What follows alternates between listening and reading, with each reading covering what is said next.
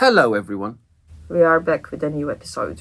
This is episode 22. Of Talk to the Chip, yes. Yes. And all the music we referred to and all the links, all our research, you'll find all the links on the podcast info. Today, we are going to talk about a pioneering electronic music composer from Japan, a woman. Yes. Michiko Toyama. Yes. Michiko Toyama. Well, actually, if the Japanese Toyama Michiko. Exactly, the classic way to pronounce most names from that part of the world is you put the family name first and then the individual's name afterwards. So it's Toyama Michiko. Okay, Toyama Michiko. That's we will talk about her today. She was one of the first women to be invited to study at the legendary Columbia Princeton Electronic Music Center. So today we are going to talk about her work, Waka. Well, there isn't a huge amount of her pieces available, and two of them involve electronics. One of them is Waka, which is her first piece that she recorded at the Columbia University studio, the Columbia Princeton studio, in 1950, I think. Mm-hmm. And what's really interesting is how kind of gentle it is, how little electronics she's actually used. Exactly. This is very restrained. A lot more about poetry and almost like text-based sound art compositions. Absolutely. That's really her thing. And I wait on Matsuo Beach in the calm of evening. And Waka is the Japanese name for short poetry, basically. Mm-hmm. And Waka has really now become connected to a particular form of poetry, and these are the poems that she's used for this piece and translated into English as well, which is quite interesting. Yeah, it's like it's also very fortunate that we are able to access this, because in 1960, when she released Waka, she was actually rejected for a Rockefeller Foundation grant to build her own electronic music studio.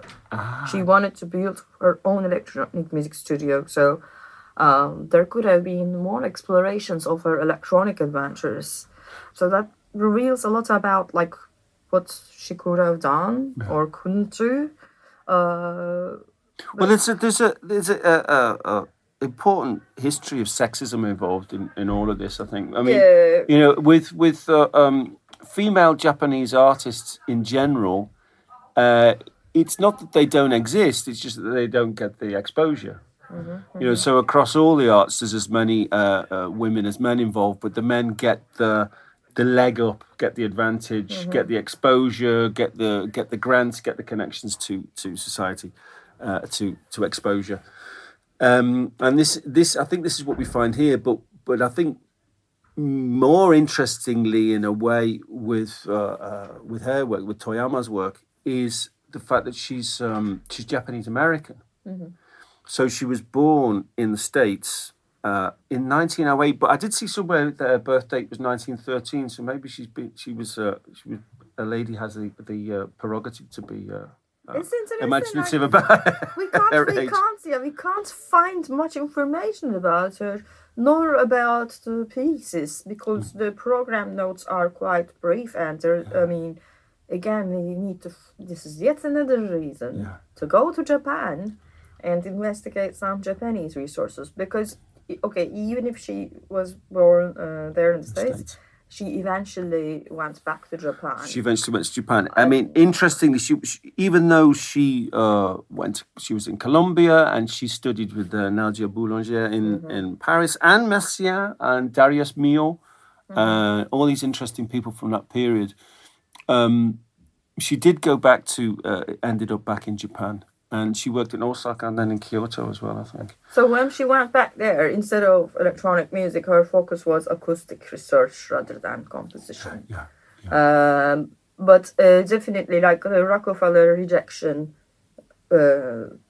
changed that direction. Otherwise, we could have maybe had more access to more of the things she could have created along with the other pioneers in Colombia's Princeton Electronic Music Studio. However, we can now cover this album to basically remind and pay tribute to Waka and Other Compositions, because this basically exhibits tape work, tape aesthetics.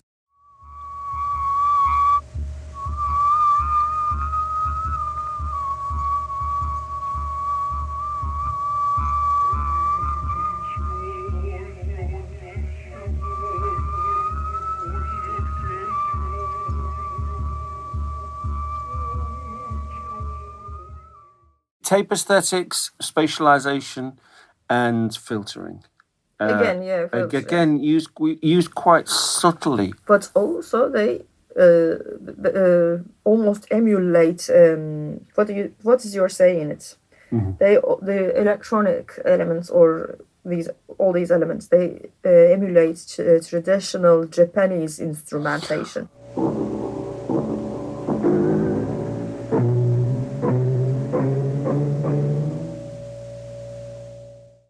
What's going on is that it's musique concrète in the sense that she's used recordings of traditional Japanese instruments, and the instruments that she's chosen are all from the instrumentarium, the instruments that are used in gagaku. The dawn comes through the cracks of the shutters, heartless as night.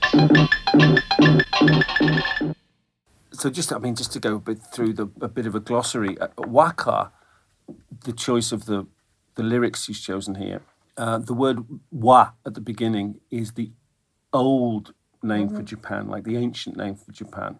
So waka is basically Japanese poetry or Japanese songs. She worked on these in the 1950s, and this is her only album.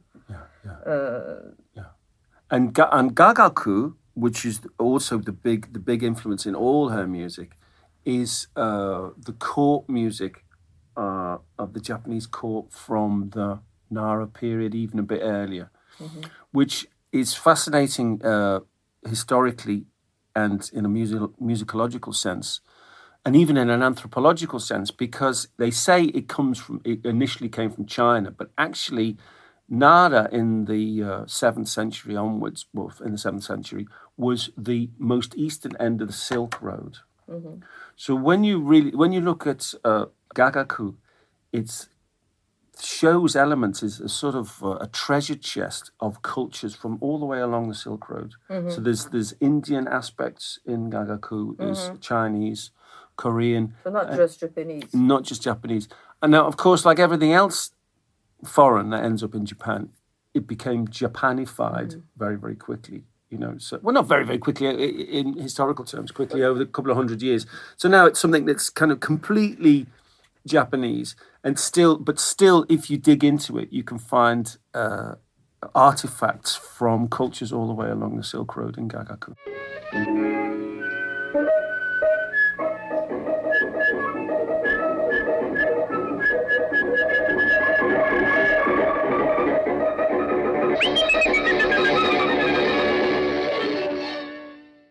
Well, that's very fortunate that she was actually the first international composer to work in Columbia Princeton Electronic Music Studio, and probably one of the first women there. She was the first woman, I think. I think so, but definitely the first international person. It's also so. This is like that was in 1956. Yes. She was basically studying there. And that was when she could also dubbed the Columbia Princeton Electronic Music Center, and then that's where she could actually record this as an album.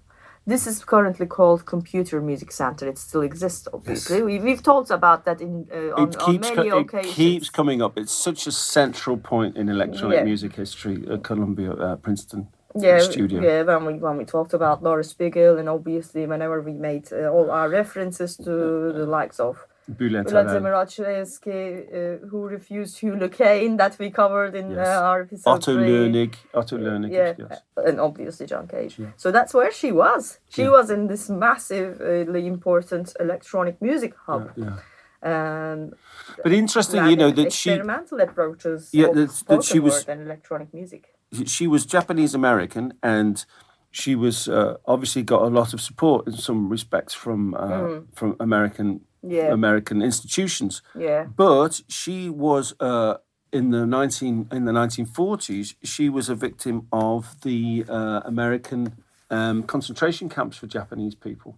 She was put in a concentration camp on the West Coast. It's a story that's not really well known, but Japanese people were rounded up, and there has always been a big Japanese population in the Western U.S., well, particularly California, Hawaii, Los Angeles, San Francisco, and they were all rounded up and put into concentration camps in the 1940s after Pearl Harbor.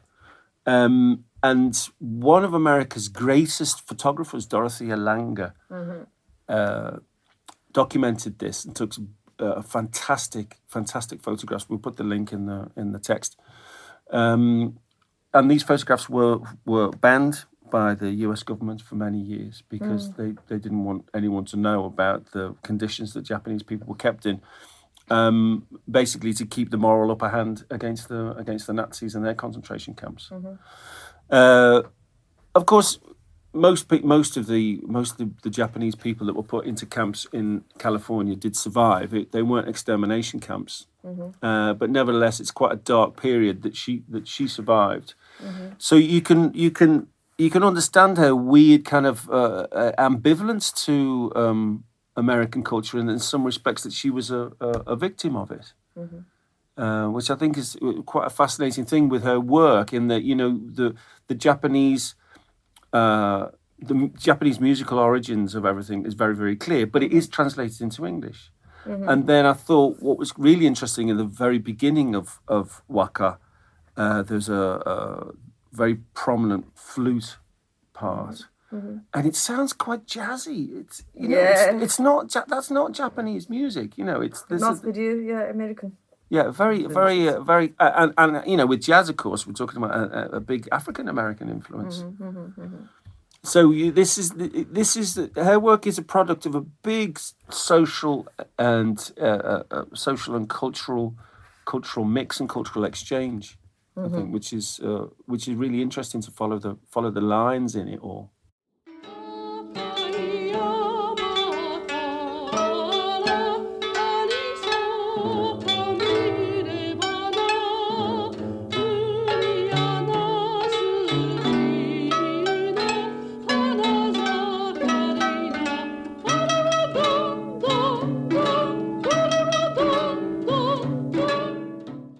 I'm going to link this very, very new, fresh article about her. Probably this is one of the most extensive writings I have found out about her.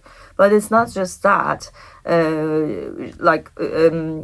This mentions a lot of details about Columbia Princeton Electronic Music Studio, including her being prior to the history that Vladimir Chayefsky was seeking to establish. Basically, this is published as online by Cambridge University Press. Bridget Cohen wrote this article. Michiko Toyama disrupts the historiography of modernism. This would be a great follow-up read. For as part of this podcast, because it tells a lot about the intersections of Japanese and Western instruments and the electronic approach and the modernist approach, which centers around her music. Basically. Yeah.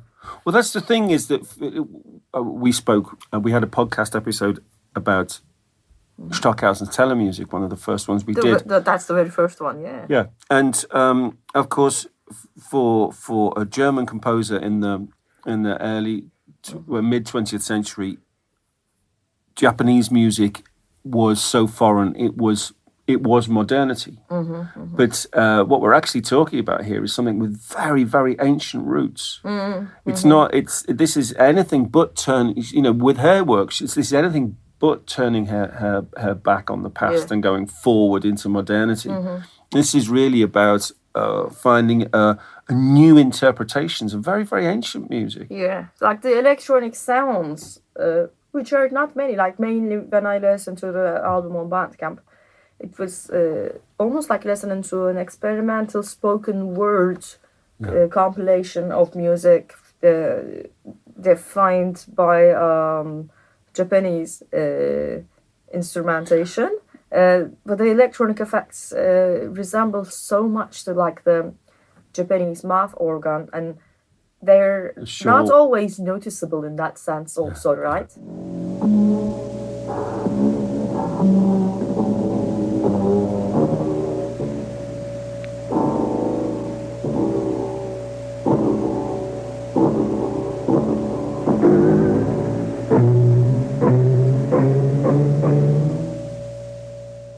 Well, it's like her piece Aoi no Ue. Sorry? Aoi no Ue. That's a very good Princess Hollyhock. Okay. And that's her longer electronic piece. That's like 7 minutes 50, which is based on a No play. No theatre is one of the most ancient and one of the most, specialized form of Japanese theatre.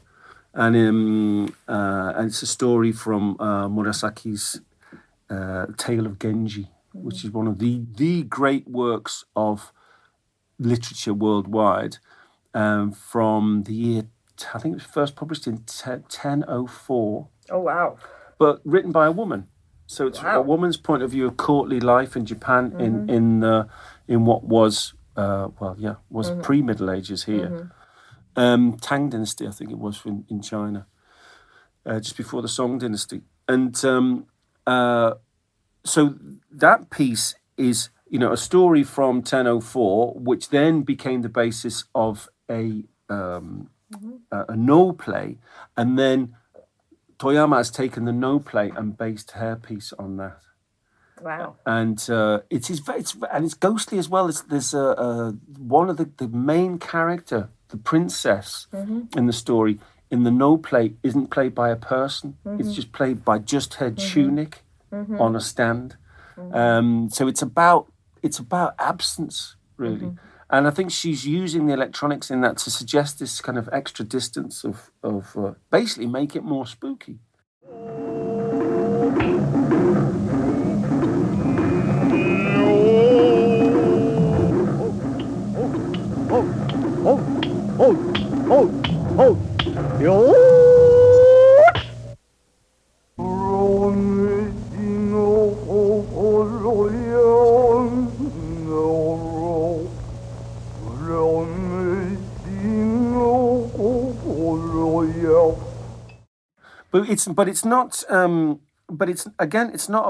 It's not modernity. It's about really exploring something that existed already. She's exploring acoustic means, including breathing. She had a very, very experimental approach. I think we could very well call her a sound art pioneer in that sense. Yeah. Well, but also in that, breathing is a really important thing in Japanese music. Kazaiki, breath noise. That's mentioned. I didn't know the name of it, but if you listen to shakuhachi, the I think 7-hole flute, the amount of pitches you can get from it, it's only pentatonic. It's only pentatonic. Say shakuhachi? Shakuhachi, yes. Shakuhachi, yeah. And the shakuhachi is quite simple in terms of you can't get that many notes from it. So all the complexity and the profound complexity comes in the sound generation, the amount of breath noise that's mixed in with each note, and how the breath noise depicts different seasons and different forces of nature. So it's very, very emotive. It can be very touching. Could we please say maybe like when she returned to Japan? Well, she had to. It was almost like all these things that disrupted her life beyond her control. When she returned to Japan, she embarked on acoustic research. Yeah. Could we then say that this complexity of these acoustic aesthetics, including the breath noise, is a result of being in Japan? Because you're telling me like this language has symbols and elements that are associated with nature and voice. Always, this depiction. Yeah. That's an interesting one. The Japanese character we mentioned for Waka. It's really nice if you get the chance to look. We'll put a link to this also in the notes. But if you look at the Japanese character for Waka, Wa is made up of two what they call radicals, two parts. One is a wheat field or just wheat, and next to it is the mouth, and so it's the symbol for harmony, because it's two things that work together. And then Ka in this case is the character for song, Uta, usually pronounced Uta, and you can see like open mouths. There's two open mouths on the side of it, so it's you can really see the ancient cultural roots in every word that you use in a language like Japanese. Amazing. Yeah.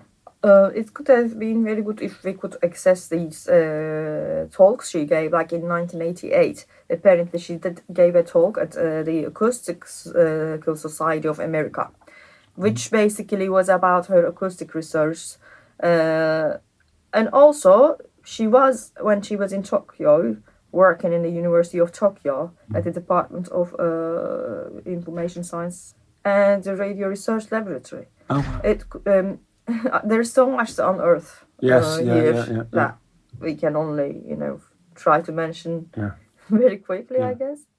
I would really recommend to everyone to really listen to some good recordings of, particularly to go live to a performance of shakuhachi. She was not super reluctant to share her work also. So, yeah.